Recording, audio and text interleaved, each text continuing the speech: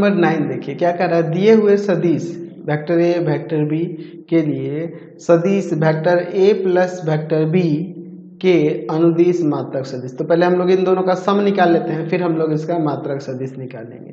तो vector A equal to में दिया हुआ है 2i कैप माइनस का j कैप प्लस का 2k कैप, और वेक्टर बी इक्वल टू में दिया है माइनस का i कैप प्लस का j कैप माइनस का k कैप। तो अगर हम लोग यहाँ vector A plus vector B की बात करेंगे तो देखो क्या हो जाएगा, यहाँ पे डायरेक्ट ही ऐड कर लेते हैं i कैप, ठीक है, j कैप तो आपका कट जाएगा, प्लस का k कैप होगा, ठीक है। तो अगर हम लोग इसके अनुदिश मात्रक सदिश निकाले ना, तो पहले हम लोग क्या करेंगे, इसी का मैग्नीट्यूड निकालेंगे। तो √1 का स्क्वायर प्लस 1 का स्क्वायर यानी आ जाएगा √2। हमें क्या निकालना है, इसी का यूनिट वेक्टर निकालना है। तो मैं यहाँ पर मान लेता हूँ, माना vector A plus vector B के अनुदिश इकाई सदिश